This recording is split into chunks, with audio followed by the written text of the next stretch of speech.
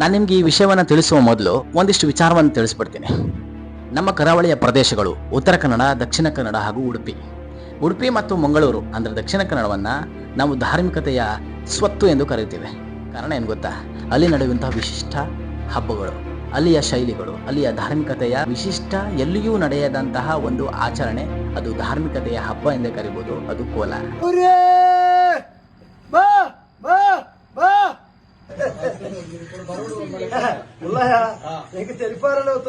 ಈ ಕೋಲಾದಿಂದ ಇಡೀ ಮಂಗಳೂರು, ಉಡುಪಿಯನ್ನು ನಾವು ಪ್ರಪಂಚದಾದ್ಯಂತ ಗುರುತಿಸ್ತೇವೆ. ಅದರಲ್ಲಂತೂ ಸದ್ಯ ರಿಲೀಸ್ ಅಂತ ಕಾಂತಾರ ಸಿನಿಮಾ ಆದಮೇಲೆ ನಾವು ಮತ್ತು ಮಂಗಳೂರನ್ನು ಹೈಲೈಟ್ ಮಾಡ್ಲಿಕ್ಕೆ ಸ್ಟಾರ್ಟ್ ಮಾಡಿದ್ವಿ.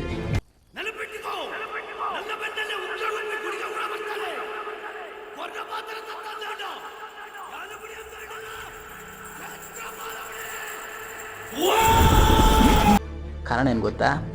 ಆ ಕೋಲಾದಲ್ಲಿರುವಂತಹ ನಂಬಿಕೆ, ಆಚರಣೆ, ಶಕ್ತಿ ಇದು ಪ್ರಪಂಚದಾದ್ಯಂತ ಮಂಗಳೂರು ಮತ್ತು ಉಡುಪಿಯನ್ನು ಗುರುತಿಸ್ತದೆ. ಇದಿಷ್ಟರ ನಡುವೆ ನಾವು ಇದರಲ್ಲಿ ಒಂದು ಗಮನಿಸಬೇಕಾದಂಥ ಅಂಶ ಏನಂದರೆ ಪ್ರಚಾರತೆ. ಅಲ್ಲಿಯ ತಮ್ಮ ಮಣ್ಣಿನ ಗುಣಗಳನ್ನು ಅವರು ಪ್ರಚಾರ ಮಾಡುವ ಶೈಲಿ ಎಷ್ಟಿದೆ ಅಂದರೆ, ಭಾರತದ ಮೂಲೆ ಮೂಲೆಗೂ ಕೋಲಾದ ವೈಶಿಷ್ಟ್ಯತೆ ಗೊತ್ತಿದೆ. ಅವರು ತಮ್ಮ ಎಲ್ಲ ಕಾರ್ಯಕ್ರಮಗಳಲ್ಲೂ ಅವರು ಕೊಡುವ ಗೌರವತೆ ತಮ್ಮ ಹಬ್ಬಕ್ಕೆ, ಧಾರ್ಮಿಕತೆಗೆ.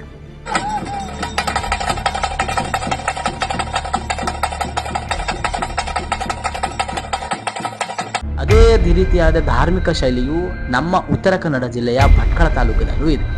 ಹೌದು, ನಾ ಇವತ್ತು ಮಾತಾಡ್ಲಿಕ್ಕೆ ಬಂದಿರೋ ವಿಷಯ ಏನಂದರೆ, ಇಡೀ ಪ್ರಪಂಚದಲ್ಲಿ ಬರೀ ಭಟ್ಕಳ ತಾಲೂಕಿನಲ್ಲಿ ಮಾತ್ರ ಆಚರಣೆ ಆಗುವಂತಹ ಹರಿಸೇವಾ ಕಾರ್ಯ.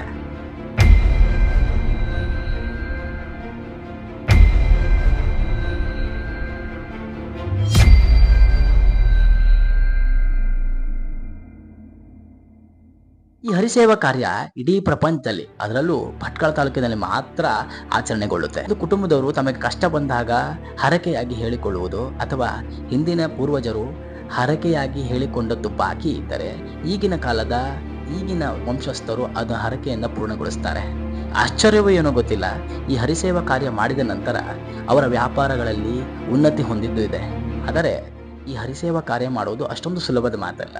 ಗ್ರಾಮೀಣ ಭಾಷೆಯಲ್ಲಿ ಈ ಹರಿಸೇವಾ ಕಾರ್ಯವನ್ನು ಕಾರ್ಯ ಎಂದು ಕರೆಯುತ್ತಾರೆ, ಅಂದರೆ ನಾವು ಕಾರಿಮನೆ ಅಂತಲೂ ಕರೆಯುತ್ತಾರೆ. ಸೊ ಹರಿಸೇವಾವನ್ನು ಹರಿಯ ಸೇವೆ ಎಂದು ನಾವು ಬಣ್ಣಿಸ್ಬೋದು. ಆದರೆ ಕಲಿಯುಗದ ಅವತಾರವಾದ ತಿರುಪತಿ ತಿಮ್ಮಪ್ಪನ ಆರಾಧನೆಯನ್ನು ಈ ಕಾರ್ಯದಲ್ಲಿ ಮಾಡಲಾಗುತ್ತೆ. ಈ ಹರಿಸೇವಾ ಕಾರ್ಯ ನಡೆಸುವವರು ಒಂದು ಮನೆಯವರಲ್ಲ ಅಥವಾ ಒಬ್ಬ ವ್ಯಕ್ತಿಯೂ ಅಲ್ಲ. ಇಲ್ಲಿ ಕುಟುಂಬಸ್ಥರ ದಂಡೇ ಇರುತ್ತೆ. ಮೂಲ ವಂಶಸ್ಥರು ತುಳಸಿಯ ಜೊತೆಗೆ ನಂಟಿರುತ್ತಾರೋ ಅವರೆಲ್ಲರೂ ಸೇರಿ ಮಾಡುವ ಹರಕೆಯೇ ಈ ಹರಿಸೇವಾ ಕಾರ್ಯ. ಇದನ್ನು ಭಟ್ಕಳ ತಾಲೂಕಿನ ಹಿಂದುಳಿದ ವರ್ಗಗಳಾದಂತಹ ಮೊಗೇರ್, ನಾಮಧಾರಿ ನಾಯ್ಕ, ದೇವಾಡಿಗ, ಗೊಂಡ, ಮರಾಠ ಸಮಾಜದವರು ಮಾತ್ರ ಮಾಡುವ ವಿಶಿಷ್ಟ ಶೈಲಿಯ ಆಚರಣೆ. ಕಾರ್ಯ ಮಾಡುವ 4 ವಾರಗಳ ಮೊದಲು ಕಂಬಳ ಹಾಗೂ ಕಾರ್ಯ ಮಾಡುವ 1 ವಾರದ ಮೊದಲು ಅಂತರ ಚಪ್ಪರ ಏರಿಸುವುದು, ಪಂಚಪಾತ್ರ ತರುವುದು, ಮೃಗಬೇಟೆ, ಕಳಸ ಸ್ಥಾಪನೆ, ಕಾರಿಮನೆ ಕುಣಿತ ಇವೆಲ್ಲ ವೈಶಿಷ್ಟ್ಯತೆಗಳು ಎಲ್ಲಿಯೂ ನಡೆಯದ ವಿಶೇಷ ಆಚರಣೆ. ಅಲ್ಲಲ್ಲಿ ವೈಶಿಷ್ಟ್ಯತೆಯಲ್ಲಿ ಕೆಲವೊಂದು ಬದಲಾವಣೆಗಳು ಇದ್ದರೂ ಈ 5 ಪಂಗಡದವರು ಮಾಡುವ ಹರಿಸೇವಾ ಕಾರ್ಯ ಒಂದೇ. ಪ್ರತಿಯೊಂದು ಕಾರ್ಯಕ್ಕೂ ತುಂಬಾ ಖರ್ಚು ಬರುತ್ತದೆ.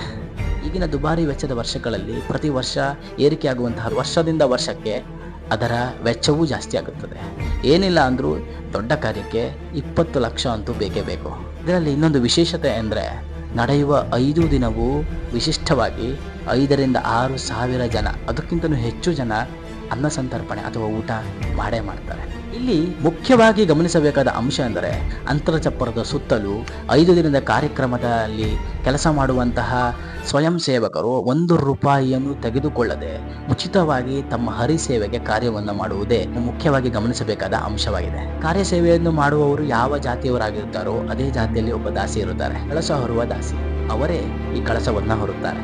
ಇವತ್ತು ನಾವು ಕೋಲವನ್ನು ಯಾವ ರೀತಿ ವೈಶಿಷ್ಟ್ಯತೆ, ಧರ್ಮ, ಭಕ್ತಿಯತೆಯಿಂದ, ಅದರ ಸತ್ಯತೆಯಿಂದ ನಾವು ನಡೆಯುತ್ತೀವೋ ಅಷ್ಟೇ ಪವಿತ್ರವಾಗಿ ಈ ಕಾರ್ಯದಲ್ಲೂ ಸಹ ನಮ್ಮ ದಾಸಿಗಳು ಕಳಸವನ್ನು ಹೊರುತ್ತಾರೆ.